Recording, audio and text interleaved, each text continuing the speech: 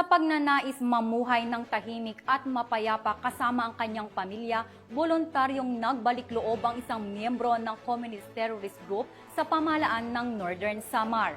Nakatutok dyan si Patrolwoman Camberley Flores.